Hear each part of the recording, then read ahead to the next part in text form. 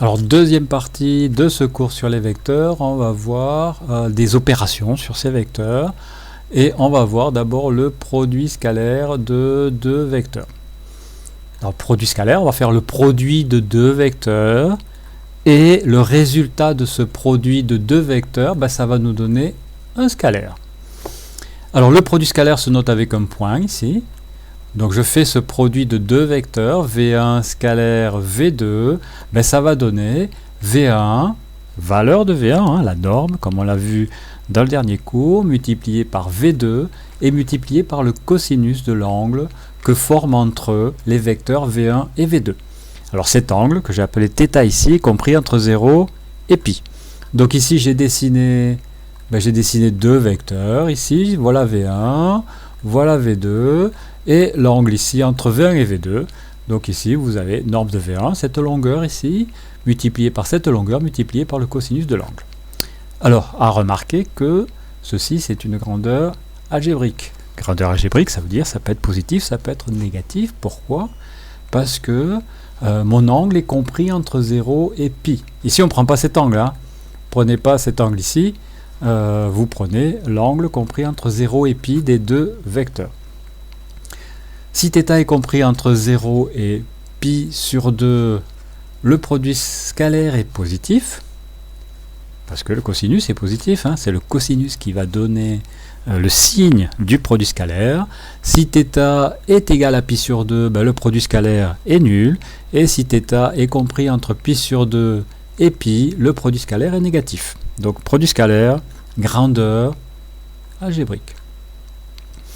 Alors on va voir produit scalaire avec les coordonnées des vecteurs. Donc on a vu dans le cours précédent les coordonnées des vecteurs.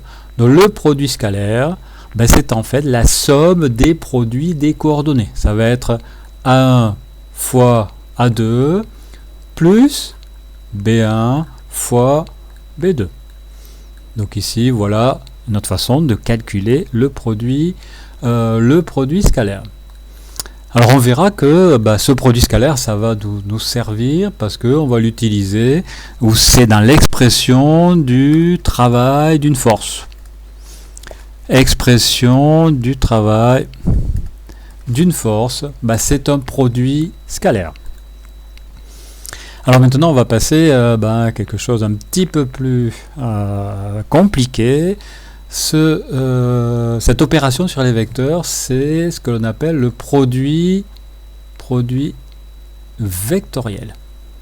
Donc c'est un produit de vecteurs, on le symbolise comme ça, avec un espèce de chapeau comme ça. Parfois dans les livres on voit un X comme ça. Produit scalaire c'est un point. Moi je vais utiliser cette notation là. Alors produit vectoriel parce que le résultat de cette opération, c'est un vecteur. Le résultat, c'est un vecteur ici. Donc V1 produit vectoriel V2, ça va me donner le vecteur V3. Alors je vous donne un vecteur, c'est quoi? On a vu au dernier cours, c'est défini par une direction, un sens, une valeur. Je vous donne la valeur. La valeur, c'est V1 multiplié par V2 multiplié par le sinus de l'angle que forment les deux vecteurs. C'est pareil que tout à l'heure.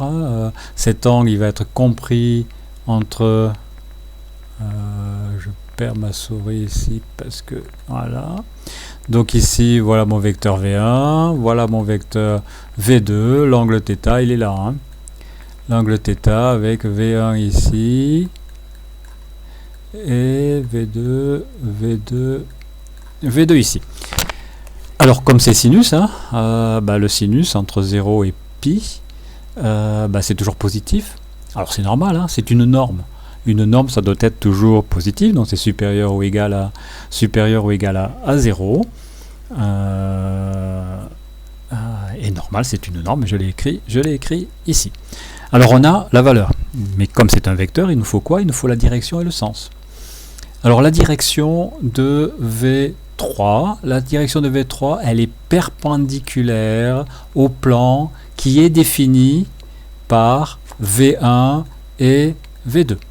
Donc imaginez, voilà ce plan-là, mes vecteurs V1 et V2 sont dans ce plan, ici. La direction de V3 va être perpendiculaire ici, perpendiculaire, donc perpendiculaire à V1 et perpendiculaire à V2, ici, dans ce plan. Alors, pour avoir le sens, on va utiliser la règle des 3 doigts de la main droite. V1, ça va être, alors je prends la main droite, hein, attention, si vous êtes gaucher, ne vous trompez pas. V1, ça va correspondre au pouce, bâche palmac. V2, ça va correspondre à l'index. L'index, c'est isharet palmac. Et le majeur, ça va correspondre au résultat de V1, produit vectoriel, V2. Alors, si je vous montre ceci avec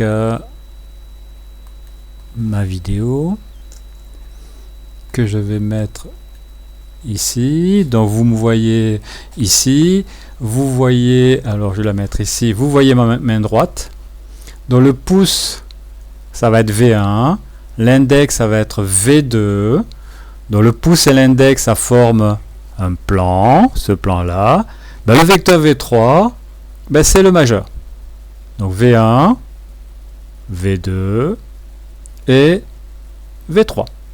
Donc vous avez, alors c'est ma main droite ici, vous avez la façon de trouver V3 avec ce trièdre ici qui est un trièdre que l'on dit direct. Je vais couper ça. Alors dans ce qui va suivre, on va utiliser une notation pour représenter des vecteurs perpendiculaires à la page. On va utiliser comme notation une flèche. Si un vecteur sort de la page, on va le représenter comme ça. Hein. Donc c'est comme si vous êtes, si vous voulez, vous êtes ici, hein, vous regardez la pointe de la flèche qui vient vers votre œil, vous voyez la pointe de la flèche. Donc ici, ça c'est un vecteur qui sort de la feuille. Par contre, si vous regardez ici la flèche de derrière, vous voyez les plumes de la flèche, l'empennage de la flèche, et vous voyez ça. Donc ça c'est un vecteur ici qui va rentrer. Ça c'est un vecteur ici qui va rentrer dans la page. Vecteur qui vient vers nous et vecteur qui rentre dans la feuille. Donc par exemple ici, vous avez V1, vous avez V2. Donc je prends mon pouce ici, je prends mon index ici. Et le majeur, alors j'ai ma main droite, hein, le majeur il va vers le fond de la feuille ici. Donc essayez de faire ça et de regarder, de contrôler ceci. Donc voilà ce cours sur les produits vectoriels.